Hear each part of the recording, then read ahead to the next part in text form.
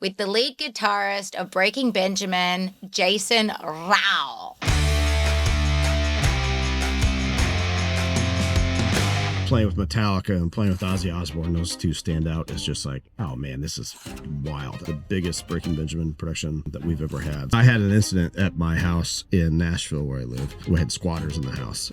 Was able to drag one of the guys out of the house. He was wearing my clothes, saying it was his house and I needed to get out. So we got guys that fish, but as far as hunting, a couple of us have wanted to get into it, and we love firearms and obviously fans of that, but we also love the outdoors. You find what you love to do, you never work a day in your life. No, you're going to work. You're going to work. Enjoy it. But you're going to enjoy it. You're going to find fulfillment. That's the issue that most people don't have. G'day mates, it's your host Mary O'Neill Phillips, and you are listening to Country Outdoors Podcast. G'day everyone. It's Mary O'Neill Phillips here from Country Outdoors Podcast. Welcome back again. Wherever you're tuning in from, please like, subscribe, and share with your friends.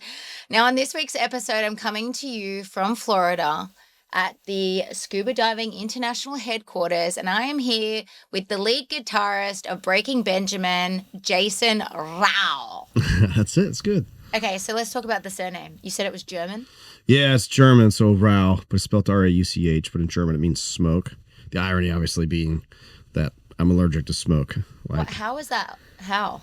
Well, I like more specific, like cigarette smoke and things like that. So coming up and playing clubs and smoky bars and stuff for 10 years was pretty rough, Well, guys, just going to address it because it's going to come up. But anyway, you can see I've got black eyes. We've been down here doing a scuba diving course with SDI for their mission dive, which is going to be a wounded veteran program.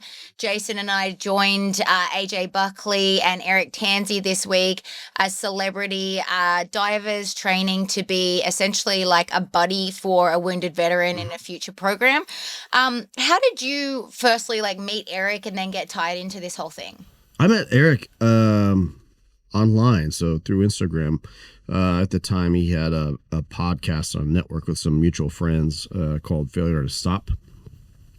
And so I had listened to that. And I've always done, I come from a military family, and so I've always been supportive of the troops and veterans and wounded veterans and even first responders and things like that. So that's how I connected through him. Is I had an incident at my house in Nashville where I live, and was kind of needed some help navigating the back end of what that looked like after we had squatters in the house. And so kind of how to take care of that on the legal side, what I could and couldn't do, those kinds of things. So I reached out to him on Instagram because I'd listened to the podcast. And then we ended up connecting, gosh, I don't know, maybe within the year or something like that when I was passing through playing a show. So got to stay out of his house, meet the kids, meet the wife, that sort of stuff. Okay, I think I remember him telling me this, and he was like, yeah, I didn't think it was actually him. He was a big fan of the band, and he's like, there's no way this is actually that.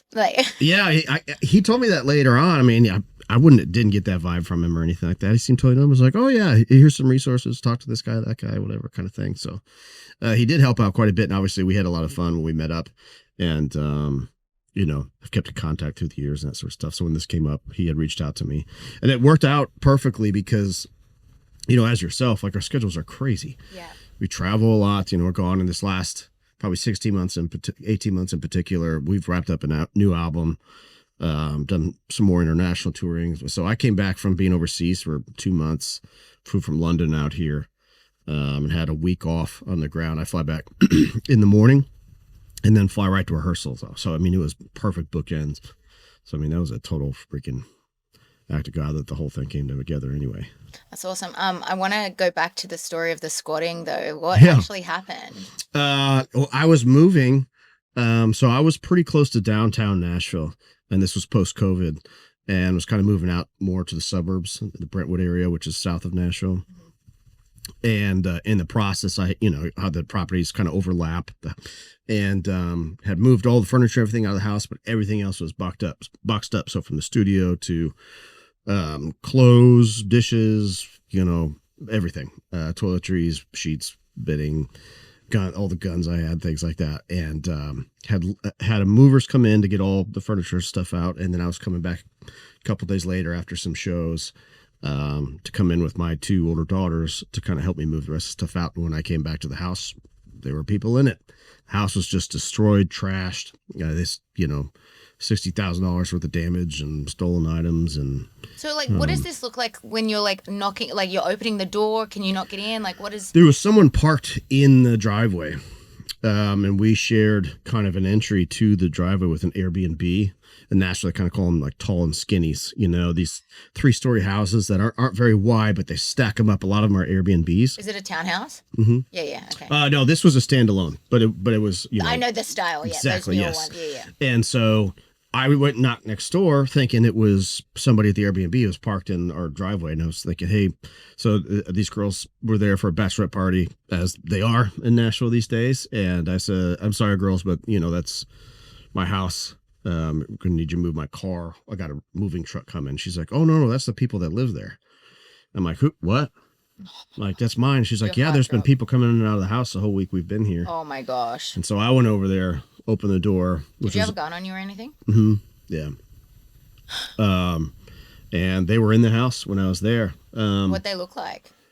I mean, looked like people that shouldn't have been there. I mean, just kind of, they were all basically addicts and going through the house, rummaging and looking for stuff they could turn around for essentially drug money, It's not a super uncommon thing in Nashville these days, unfortunately, because there's so many of those Airbnbs with so many people coming in and out. Mm-hmm. They rent out these big 5 or 6 bedroom homes that are just within walking distance of downtown or public transportation, whatever. And so they kind of camp around and wait because they know when people are going to be there and when they're not. And slip in. Absolutely, yeah. So then, okay, so you knock on the door, or Yep. do you just go straight in? Oh no, I went in. And yeah, and when I came in, the issue for me is I had kind of like a gun closet at the bottom of the steps, and they had gotten into it, and so like a lot of the like box ammunition things I had, some of the ammo that's so cases scary. was kind of spread out a little bit, and a lot of it was missing. So I knew they had, yeah. And so even though I had my gun on me, I'm like, I don't want to get into a shootout here, because I knew there were multiple people in the house. I could hear them in the level above me. And so I called, 911 and kept him on the phone and was able to drag one of the guys out of the house. Was your daughter here at the time? No, it was by just me. yourself? I got there probably an hour before they were supposed to be there. Thankfully. But they, he was wearing my clothes, saying it was his house and I needed to get out and those kinds of things. I'm like, that didn't work out too well for him. But, I just didn't, it was so violating, and then to bring it back, that was my connection with Eric Tansey. And, so I reached out to several people I knew in like the first responder community just around the country. I mean, security we've had on the road, that might be officers, retired officers, those kinds of things, just for resource on like, okay, what do we do here? Because in Nashville, it's illegal to like physically remove them yourself, right? Or what Yeah, is so the there's a rule? time frame. I was inside the time frame of when that squatters law takes over because it was under 30 days. And so they had to get out, but the response time, the area of town I was in, it's gentrifying, it's turning around, I guess. And Nashville, like we spoke about this off camera, but Nashville police are so overwhelmed, and So overwhelmed. understaffed, and, that, and, like, and it's forget not it. on them. I mean, the as most departments, the people the officers you see on the streets are typically overworked, overstressed, understaffed, undertrained, and they're doing their best. But I mean, the responding officer that came, he said that was his third one that week. And prior to that, I'd never heard of the thought of squatting. They've got the TV show now kind of about it, different things, but nobody was hurt. Things are things, they can be replaced. How much of your stuff had they stolen and sold? About 3/4 of my wardrobe, a lot of cooking supplies, all my toiletries and things that were there. Does insurance cover any of this? So yes, my insurance was covering it. However, all that has to be kind of cataloged and go through the department of what's what, so that you're not, committing insurance fraud basically and saying stuff was taken that wasn't. So there's kind of a process of going through that. But in the end, between my touring schedule, going back and forth with the court system, and they did catch one of the people that was in there. And so going to court a couple times for that, waiting to all resolved, kind of had time it kind of lapsed for me to kind of receive everything out. So it was basically a wash. How do they actually get them out in the end? So when I went in, I drugged the one guy out. There was one other person upstairs, turned out to be a female.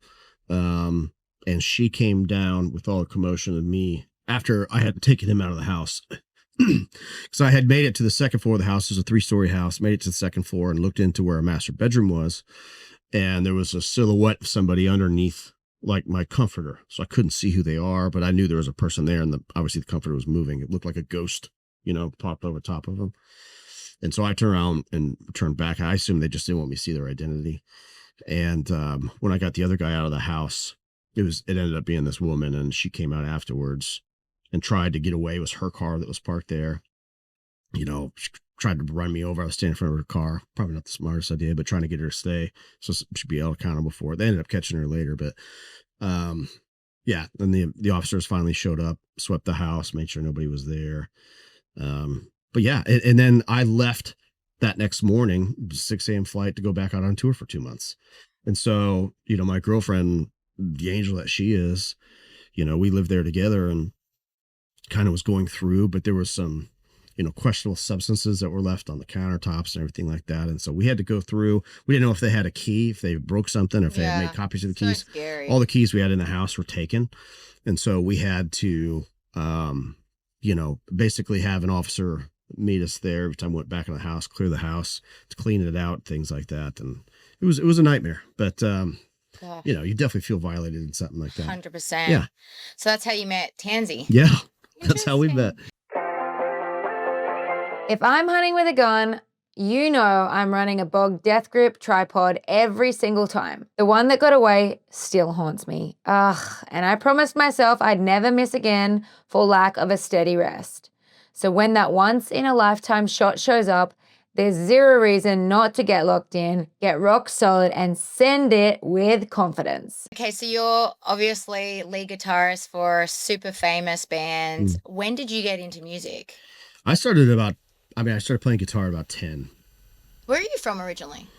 The suburbs of Chicago, northwest side out there. So, but we moved around a lot growing up. I moved, guess would have been my sophomore year to the North Dallas area. Because of the military?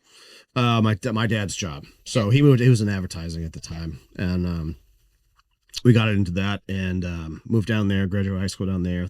I moved to Florida for a little bit, and then I ended up in Nashville in about 2001. Okay. So the music thing for me was just something that kind of consumed me as a kid. Like I was the creative, quiet kid. Didn't become much more comfortable being social till later in life. But it was kind of my escape. It's what I did. So I played guitar for hours and wrote songs and things like that, rather than, be a part of the bigger social scene. I think I missed a lot there that I had to catch up on later in life. But did you teach yourself to play? I took some lessons, but kind of moving into different genres and influences and things, with a lot of self-taught stuff there. But I did take, for the fundamentals and those kinds of things. But yeah, started there. I never had ambition of being in a band or being a rock star or any of those kinds of things.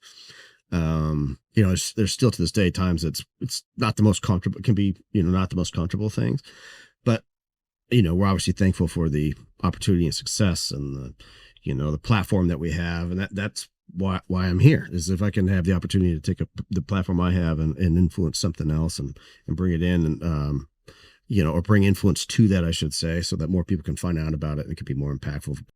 Started playing at 10, played all the way through high school, picked up drums and did the band thing, played drums just about as long. But I took the guitar specifically just because I enjoyed writing, writing songs. It was like a big outlet for me. And so going into college, wrapping up high school at the time, I think it shifted a little bit. But, for like our age, I'm 45. And at the time it was, well, you're done with high school. So college is next. What are you doing?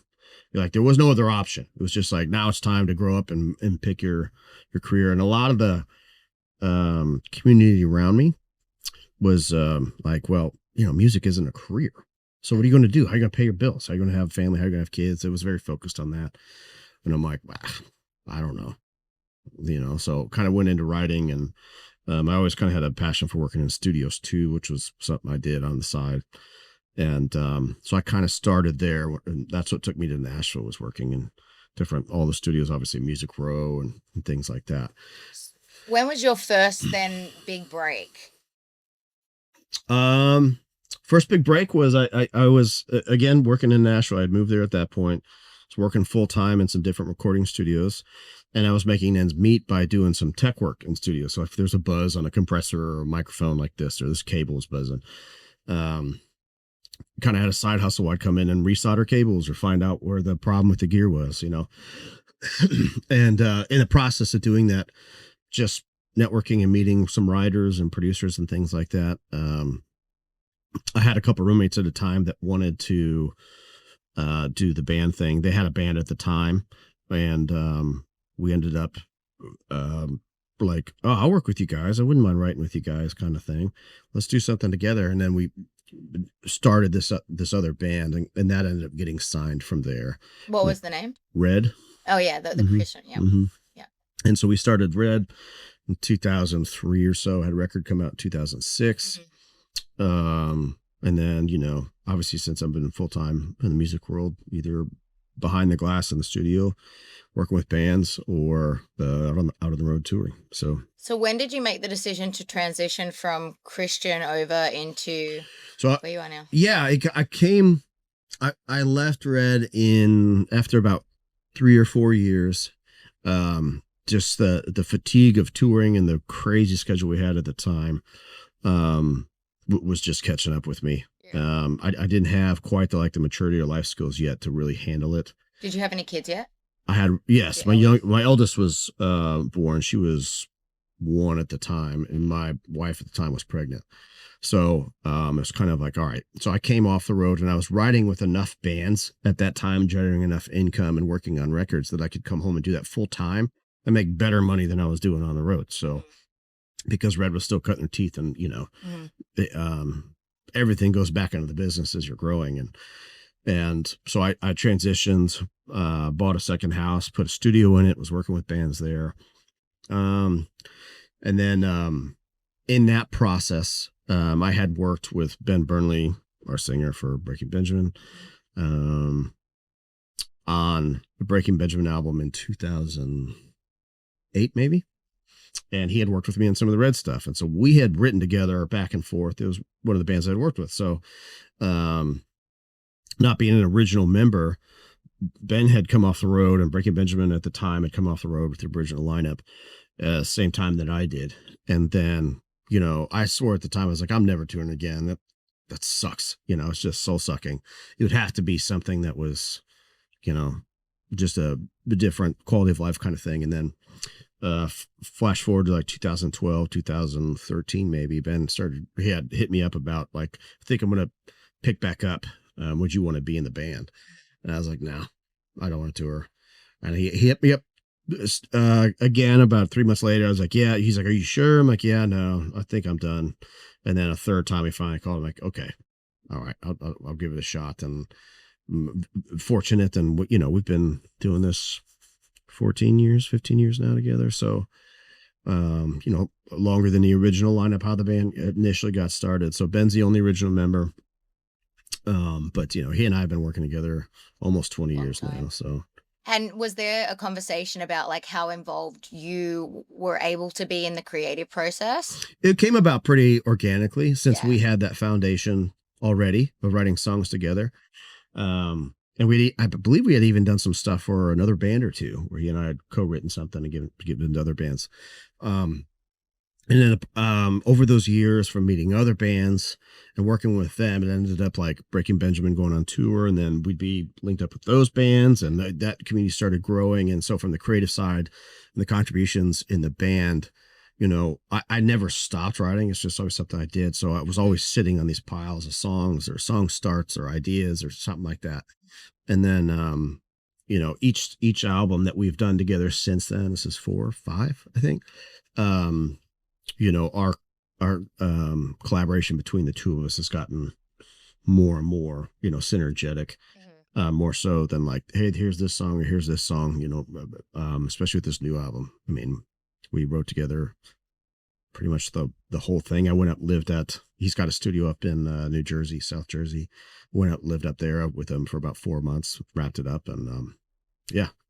super fortunate. And looking back on the last 2 decades of touring now, it's crazy. So much to be thankful for, but also, on the back end now, being able to have something like this, be able to help out veterans and link with guys like Tansy and the Black Rifle guys, Black Rifle Coffee, and having networks like that to where you can give back a little bit or have the opportunity to bring aid when they need something, or, some exposure if they need it. That's been super rewarding, and cool. Not to mention you get to do such cool stuff and meet such cool people, so it's been great.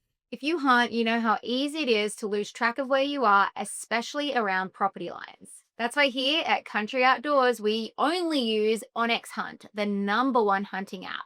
It shows public and private boundary lines, so you always know where you stand. We use it for scouting, marking spots, and even navigating. It just takes the guesswork out of everything. If you want to hunt smarter this season, go check out onX Hunt at onxmaps.com and know where you stand. So I understand that you are a bit of a fisherman. Have you got a favorite fishing adventure? So I don't even know if I'd classify myself a fisherman, because I'm surrounded by so many very, In Nashville? Yeah. Well, in the fact that with touring, like our tour manager, Jerome, and specifically, he had lived here in Florida and he grew up in New Hampshire on the water. And so the deep sea fishing and things like that out in the ocean, I mean, he lives and breathes that stuff. And so more so on that kind of like, met some of the crews and captains that he's worked with in Florida, the Panhandle, some on the East Coast, things like that. I haven't done anything on the West Coast yet, but that's all that stuff's super exciting to me, as well as hunting. My issue has always been I'm gone during season, always, so but I'm excited for that. That's going to be something I really like to invest in. A lot of guys, like, especially in Nashville in the country music scene, which Big I'm sure time. you know a lot of the same guys that we do too. Yeah. But the problem is once you get into it and you get the bug, then you start planning the tour stops around it. Yeah. Absolutely. And for me, I'll be the only one.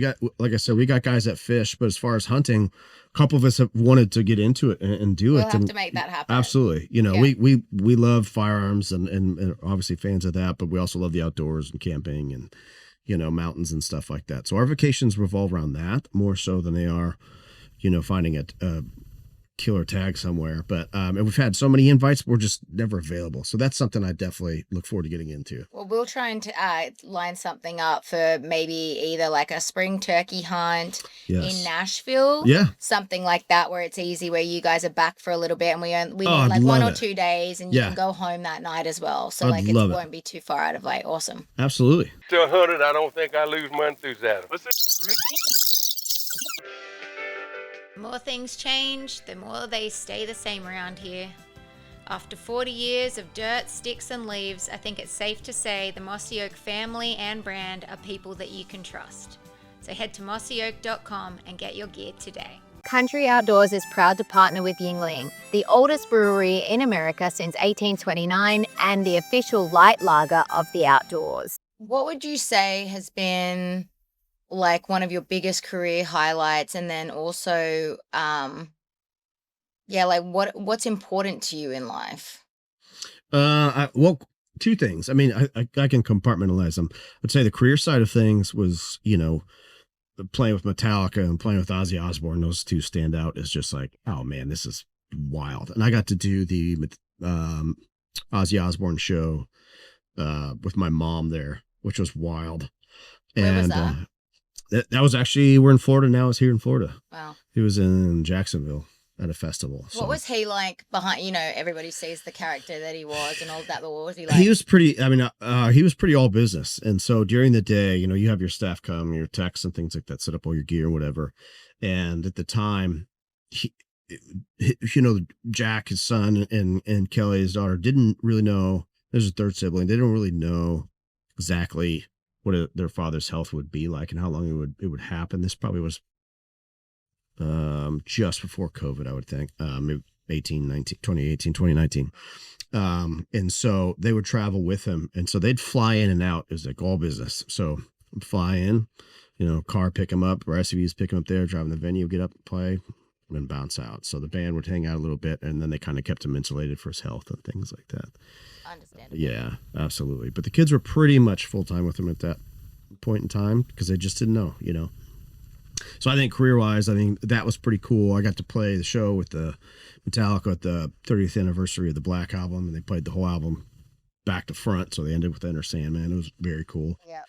And then on the other side of things, I think family. I've got 3 daughters, and this lifestyle of being a touring musician, and you know, I've been gone realistically the majority of their upbringing. You know, my oldest is about to turn 18, and so I got 2 teenagers, essentially 16, 18, and an 8-year-old, and all the blessings that come with being a dad with that, but having to learn how to adapt and do that remotely.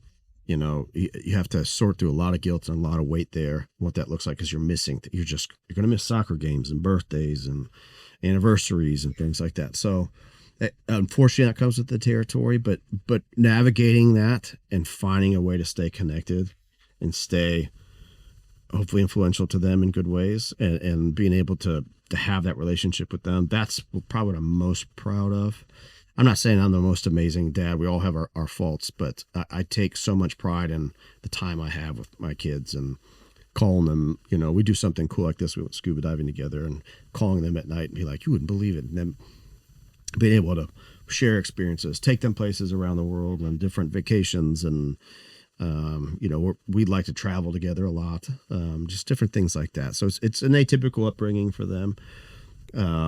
But fortunately, we do live in Nashville where, you know, they know other kids that their parents tour and things. But that's probably what I'm most proud of, is just now that my kids are getting older, seeing what a wild journey that's been. What values do you want to instill in them? Or you have instilled that you're the biggest for me, I think, and they both excel at, but it's just like there's no limits on what you can do. There's a lot of people that like, oh man, I would love to do this or I'd love to do that, and they just don't, you know. And maybe that's the safety of needing comfort and shelter and all the basic needs. So you go after your career, you end up in a job that you don't like, but you still have this pastime, you still have this thing, you know. I'm not saying that every hobby can become a successful career, but at the same time, pursue where your passions are. You know, I was very fortunate in that my parents were so supportive of me being creative and being in the music world. They used to drive me states away for competitions and help me out with, you know, helping me get better instruments when I needed them and get lessons. So they were there to give me the assets that I needed to kind of excel at that, not knowing at the time they were cultivating something that now 30 years later, 35 years of playing, it's you know, it's a big foundation in my life, part of my constitution. And so for them, I wanted to instill in them that could be a thing, and that, you know, they live in kind of a smaller country town, and you're not confined by this. Like, go. I want to be an attorney. All right, well then go work for NYU. Go to, you know, Cal. Go to what's the best school and work towards that. How do we get you there? What can we do? Let's find some things that we can share together, and just constantly cultivate where their passions are, and that there's no boundaries for them there whatsoever. If they want to move, you know, our drummer in Breaking Ben, his brother had the dream of moving to Ireland. So he did. He moved to Ireland when he was old enough, you know, like those kinds of things. Like, why not? Yeah. Why can't you? Yeah. You know, it just having that drive, and that there aren't a lot of, there's so many yeses in this world that everybody says no to because it would be impossible. That can't happen. Why not? Yeah. You know? 100%. So finding that, because I really feel if you find your passion, you find the whatever. I think it's oversimplified when we say like you find what you love to do and you never work a day in your life. No, you're going to work. You're going to work. You're going to work. Enjoy it. But you're going to enjoy it. You're going to find fulfillment. That's the issue that most people don't have. Yeah. You know. Yeah. So my being healthy and emotionally stable and fulfilled in our professional lives helps us be better parents, helps us to be better people to our neighbors, you know, and just better people, rather than some guy who has to go clock in and just something he has to do and is miserable, you know. So like I said, there's going to be work. There's going to be days you don't want to do it and you have to. There's going to be things you don't want to do and you have to. but that just comes to the territory of being an adult. So for the kids, I really want them to have like their integrity, and I want them to have that passion and drive to just succeed in whatever they want to do. You know, they are going to be their own worst enemies. Break through that, and you're going to be okay. That's awesome. They're lucky to have a dad that thinks like that. A Oh, thank you. lot of parents don't. Oi! Stop. So I've actually been looking at buying land myself, and it's made me realize how important it is to have the right lender. And that's why I love what Rural First are doing. They specialize in land and rural financing, and they even invest back into rural communities, which I personally love. So if you're curious, like I am, go and check them out at ruralfirst.com. Loans subject to credit approval and eligibility. Additional terms and conditions may apply. Farm Credit Mid-America is an equal housing lender. Rural First is a registered trademark of Farm Credit Mid-America, NMLS 407249. Rural First products are available to consumers within the territories of participating farm credit system associations. The new album, can you tell us a little bit about that? Yeah, so we are finished. We honestly, this has been the longest recording process we've ever had. We had started gathering ideas right before COVID. Obviously, we all got shut down for that. And being in the entertainment industry, it was especially hard because we rely on selling a lot of tickets and having a lot of people crammed into a small space. So it was about 18 months of us kind of sitting around and wanting to get back out on the road before we finally started touring. So once that process started of us kind of going again, the slow trickle of creating was just catching up. It took a toll on all of us, the COVID thing. And so I think we had to kind of learn how to swim again a little bit of what that looked like. We work remotely a lot together and then come together in the end and record the songs and hash out the last couple lyrics on second verses or solos that need to be added, things like that. But the skeleton of the songs are there. And so we spent honestly pretty much 4 years. I mean, I've recorded vocals in hotel rooms and dressing room, locker rooms and different arenas. I've done editing in a back lounge of a bus in hotels again, and probably a dozen studios around the country at various times. And so finally to be done with the project as a whole has been awesome. And now it's kind of out of our hands. It's in the label's hands of release schedule and what other records are coming out, what season they want us in, line up with touring schedule and things like that. But we're pretty excited about it. I mean, we're all very proud of this batch of songs. It's kind of